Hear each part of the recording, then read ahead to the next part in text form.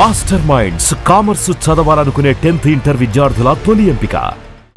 Clarity వచ్చింది. అయితే ఆయన పవన్ కళ్యాణ్ గారు చెప్పింది ఏంటంటే ప్రభుత్వం ఏర్పాటైన ఇన్నాళ్ళకి కూడా ఫిల్మ్ ఇండస్ట్రీ నుంచి ఎవరు ముఖ్యమంత్రి గారిని కలవలేదు అనేటువంటిది కూడా ఒక విషయం క్లియర్గా ఆయన చెప్పడం జరిగింది. సో మీరందరూ కూడా ప్రభుత్వం ఏర్పడిన తర్వాత ఉప ముఖ్యమంత్రి పవన్ కళ్యాణ్ గారిని కలవడం జరిగింది. ఆయన కూడా మీ ఇండస్ట్రీ నుంచి వచ్చిన వాళ్ళు కాబట్టి, కానీ ఆ తర్వాత కూడా ఎందుకని ఇనిషియేషన్ జరగలేదు చాంబర్ నుంచి కానీ మీ పెద్దల నుంచి? ఇప్పుడు మాకున్న కమ్యూనికేషన్ అదే. మళ్ళీ ఇప్పుడు పెద్దలు అని అంటే ఇండివిజువల్. మళ్ళీ ఇక్కడ ఏమవుతుందంటే నాకు ప్రాబ్లం ఉంటే నేను పరిగెత్తాను, నాగవంశీకి ప్రాబ్లం ఉందంటే ఆయన పోయి టికెట్లు తెచ్చుకుంటున్నాడు, మైత్రోళ్ళకి ప్రాబ్లం ఉందంటే వాళ్ళు పోయి టికెట్లు తెచ్చుకుంటున్నారు. అంటే ఈజీ యాక్సెస్.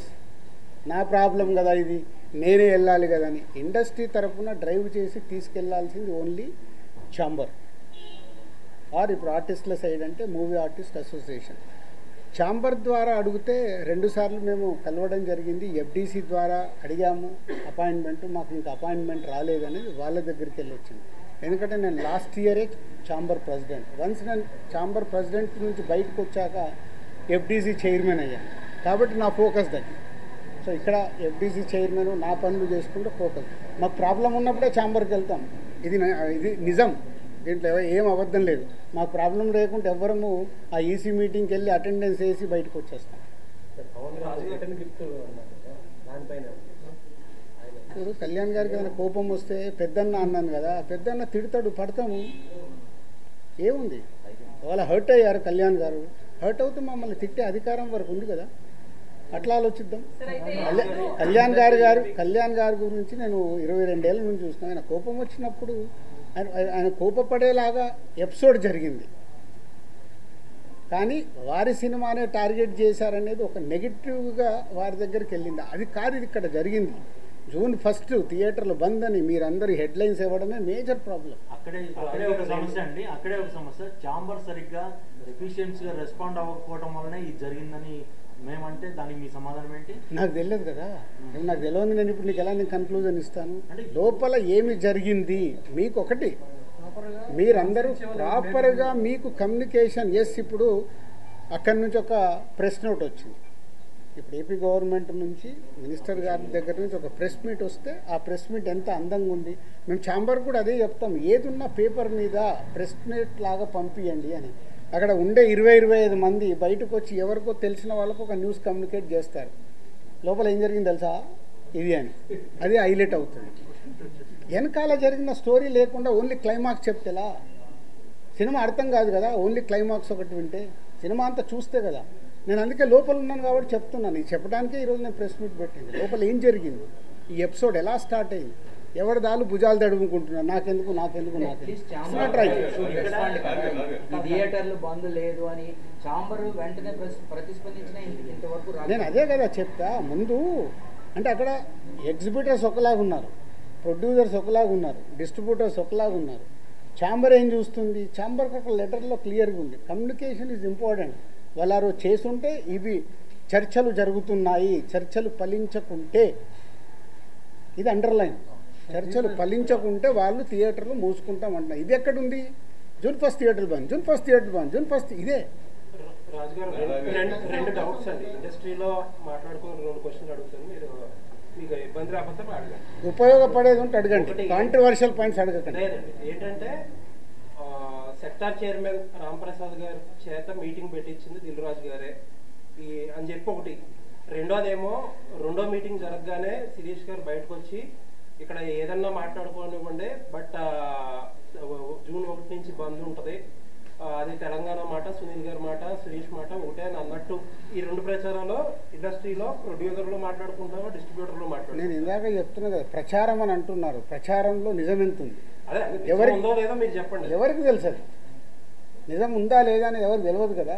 ఇప్పుడు నేను ఛాంబర్ ప్రెసిడెంట్గా నేను ఎలక్ట్ అయినప్పుడు ఎగ్జిబిటర్స్ అందరూ ఈసీ మెంబర్స్ అక్కడ ఫస్ట్ ఛాంబర్ మీటింగ్లో అడిగారు, సార్ ఈ ప్రాబ్లమ్స్ ఉన్నాయి మాకు ఇలా కాదు, డెఫినెట్గా మాట్లాడతామండి ప్రెసిడెంట్గా అని చెప్పాను. వాళ్ళ అధికారంతో మాట్లాడారు. అంతేగాని దిల్ రాజు గారు చెప్తే నేను ఎవరిని చెప్పడానికి? సార్ ఇప్పుడు సినిమా ఇండస్ట్రీకి సుప్రీం బాడీ ఎస్, నిన్న ప్రెస్ మీట్లో అరవింద్ గారు కూడా గిల్డ్ వల్ల ఎక్కువ నిర్మాతలకు మేలు జరుగుతుందని కామెంట్ చేశారు. దీనివల్ల అది రాంగ్గా వెళ్ళే ప్రమాదం ఉంది కదండి. అంటే సుప్రీం బాడీస్ అనే వాటిని అన్నింటి పక్కన పెట్టి గిల్డ్ వల్లే న్యాయం జరుగుతుంది అనేది ఇండస్ట్రీలో అంత సీనియర్ ప్రొడ్యూసర్ అలా కామెంట్ అంటే ఇప్పుడు గిల్డ్ ఎందుకు ఏర్పడింది? ఎందుకు? సినిమాలు నిర్మించే వాళ్ళు 10 నుంచి 20 మంది యాక్టివ్గా ఉండేవాళ్ళు ఉన్నారు. వాళ్ళ సమస్యలు వాళ్ళకే తెలుస్తాయి. కాబట్టి మనం కౌన్సిల్లో మాట్లాడినా, అందరిట్లో ఛాంబర్లో మాట్లాడినా వీడికి మాకు సాల్వేషన్ రాదని గిల్డ్ అనేది ప్రారంభించడం జరిగింది. ఆ యాక్టివ్గా ఉన్న ప్రొడ్యూసర్స్, అక్కడ వర్కింగ్ కమిటీ అనేది ఒకటి, యాక్టివ్ ప్రొడ్యూసర్స్ ఒకటి, 2 గిల్డ్లో 2 కమిటీలు ఉన్నాయి. ప్రొడ్యూసర్స్కి సంబంధించిన మట్టుకే అక్కడ మాట్లాడతారు. కాబట్టి అరవింద్ గారు ఆ సెన్స్లో అని ఉంటారు. But ultimate final government approach కావాలన్నా, ఫెడరేషన్తో మాట్లాడాలన్నా, ఏదైనా main body is a chamber. But ఇప్పుడు ఈ ఇష్యూ మీద గిల్డ్లో కూడా ఏకాభిప్రాయం లేదు కదా సార్? ఎక్కడ ఉండదు. కాదు ఇక్కడే కాదండి, సినిమా ఇండస్ట్రీలోనే ఏకాభిప్రాయం ఉండదు. గిల్డ్ ఏంటి? ప్రొడ్యూసర్ల మధ్యలో ఉందా, డిస్ట్రిబ్యూటర్ల మధ్యలో ఉందా, ఎగ్జిబ్యూటర్స్ మధ్యలో ఉందా? అంటే మీతో చాలా లాంగ్ ట్రావెల్ ఉన్న ప్రొడ్యూసర్స్ కూడా ఇప్పుడు ఈ విషయంలో డిఫర్ అయ్యారు కదా. అదే అవుతారు అంటున్నా. ఇప్పుడు నేను ఖచ్చితంగా నాకు పర్సంటేజే కావాలి, వాళ్ళకి హెల్ప్ చేద్దామని నేను అంటే, వాళ్ళు ఏ అపోహలో ఉన్నారు? అదే అపోహలో ఉన్న రాజుగారు ఎటుంటారు? గోడ మీద పిల్లిలాగా ఎందుకు చూడడము? డైరెక్ట్ నాతో వచ్చి మాట్లాడవచ్చు కదా. పవన్ కళ్యాణ్ గారి యాంగిల్లో మేడం ఒక్క నిమిషం కాదు సార్, యాక్టివ్ ఉన్న ప్రొడ్యూసర్లు మిమ్మల్ని టార్గెట్ చేసి మిమ్మల్ని దారుణ చేశారనిపిస్తుంది కాదు సార్. ఇప్పుడు యాక్టివ్ ఉన్న ప్రొడ్యూసర్లే మిమ్మల్ని దారుణ చేయడానికి ఏదో ఇష్యూ తీసుకొచ్చినా. అరే మీకు టోటల్ ఎపిసోడ్ అర్థమవుతుంది కదా, మీ అందరికి అర్థమవుతుంది. మీలో నాకు తెలిసి మీరు అందరు జర్నలిస్ట్ మేధావులు. టోటల్ ఎపిసోడ్ మీకు క్లియర్గా అరటి పండు ఒలిసినట్టు ఓపెన్ చేశా. ఇది పేపర్ మీద రాసుకోండి. జూన్ 19 ఈస్ట్ గోదావరిలో స్టార్ట్ అయిన ఎపిసోడ్లో దిల్ రాజు ఉన్నాడా? మీరు చెప్పండి. ఇప్పుడు అడిగారు కదా, ఏప్రిల్ 19 ఈస్ట్ గోదావరి జరిగిన ఎపిసోడ్లో దిల్ రాజు ఉన్నాడా? ఉన్నాడా? మీ దగ్గర ఆన్సర్ లేని దాన్ని దిల్ రాజుని ఎందుకు దానికి ఇంక్లూడ్ చేస్తున్నారు? అంటే నైజాంలో సమస్య ఎక్కడున్నా సరే నైజాంలో సీరియస్ అయితే తప్ప ఇష్యూ పెద్దది అవ్వదు కదా. అది తప్పండి. ఎందుకు? ఆంధ్రప్రదేశ్ మనకు కాదా? అవసరం ఉంటే ఇప్పుడు ఇటెంట్ అటు మా ప్రతిధ్వని సినిమా డైలాగ్ లాగా మాట్లాడొద్దు సార్.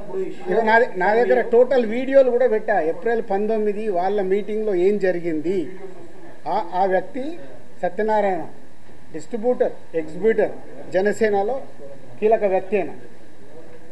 సార్ ఇప్పుడు మీకు కనుక 4-5 పాన్ ఇండియా సినిమాలు కనుక రాజుగారికి ఉంటే ఇప్పుడు ఈ పర్సెంటేజ్ సిస్టమ్ అనేది రాజుగారికి నచ్చదు. 2022లో కూడా ఒకసారి అనుకుని ఏమండి మీరు ఒకటి ఇవాళ మీకు క్లారిటీ చెప్పాను, మీరు మిస్ అయినట్టున్నారు. ఈరోజు తెలుగు సినిమా ఇండస్ట్రీలో 90% సినిమాలు పర్సెంటేజ్లో ఆడుతున్నామా లేదా? ఆడుతున్నాం. పెద్ద సినిమాల నుంచే కదా సార్. పెద్ద సినిమాలు కూడా ప్రాబ్లం లేదు. పెద్ద సినిమాలు కూడా ఎగ్జిబ్యూటర్ రెడీగా ఉన్నారు. సార్ మాకు రెంట్ కావాలా, మీరు రెంట్లు వేసుకోండి పెద్ద సినిమా, మళ్ళీ దాంట్లో పర్సంటేజ్కి షిఫ్ట్ చేయకండి. పర్సంటేజ్కి షిఫ్ట్ చేయడం వల్ల రెండో వారం మాకు రెంట్ రావట్లేదు. ఎగ్జాంపుల్, మొదటి వారం 20 లక్షలు మీకు ప్రొడ్యూసర్కు డిస్ట్రిబ్యూటర్కి షేర్ వస్తే, రెండో వారం 5 లక్షల గ్రాస్ అవుతే మాకు 2 లక్షలే వస్తుంది. మాకు అది వర్కౌట్ అవ్వట్లేదు. మరి ఇంకా బంద్ ఎందుకు చేద్దాం అనుకుంటున్నారు సార్? వర్కౌట్ అవ్వట్లేదు. ఆల్రెడీ పర్సెంటేజ్ 90% సినిమాలకు ఉంది. పెద్ద సినిమాలకు మిగతా 10% మాకు వర్కౌట్ అవుతున్నప్పుడు ఇంక బంద్ ఎందుకు? సో రెంట్ ఆర్ పర్సంటేజ్, మీరు పాయింట్ మర్చిపోకండి. అక్కడ మొదటి వారము రెంట్లో వేసి రెండో వారము సినిమాని పర్సంటేజ్ వేస్తున్నారు కాబట్టి మాకు వర్కౌట్ అవ్వట్లేదు. ఆ రెంట్, మీకు రెంట్ కావాలిస్తే పెద్ద సినిమాలు కూడా రెంట్లోనే వేసుకోండి, వాళ్ళు సిద్ధంగా ఉన్నారు. ఆర్ అన్ని సినిమాల్లాగా పర్సంటేజ్ చేయండి. అంటే కమ్యూనికేషన్ వెరీ బ్యాడ్. ఇది పర్సంటేజ్ విధానంకు వెళ్ళాలి అనేది ఒక పాయింట్. ఒక నిమిషం. రెండో పాయింట్, వాళ్ళ పాయింట్ ఆఫ్ వ్యూ మాట్లాడతాం. తమిళనాడు పర్సంటేజ్, తమిళనాడులో వాళ్ళ సొంత సినిమా అక్కడ పర్సంటేజ్లో ఆడి తెలుగు స్టేట్స్కి వచ్చే వరకు వాళ్ళకి రెంటల్లో వేసిస్తున్నాం.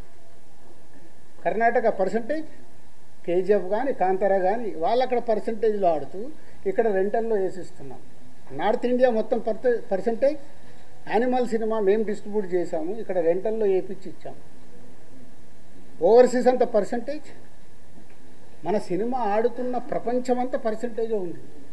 ఒక మన తెలుగు స్టేట్స్ మట్టుకే ఆ మొదటి వారము ఆ కొన్ని సినిమాలు రెంటల్లో ఆడుతున్నాం. దానికి వాళ్ళు ఇప్పటికీ రెడీ అంటున్నారు. దాన్ని ప్రొడ్యూసర్స్ వాళ్ళు మాట్లాడుకొని సాల్వ్ చేస్తే సొల్యూషన్ వచ్చేసినట్టే. పర్సంటేజ్లో కావాల్సి పర్సంటేజ్లో వేసుకోండి మీ సినిమా రిలీజ్ కంటే ముందు. లేదు మీరు రెంటల్, మీకు రెవెన్యూ ఎక్కువ కావాలి, 2వ వారం కూడా మాకు రెంటల్లోనే ఆడండి అనేదే వాళ్ళ రిక్వెస్ట్.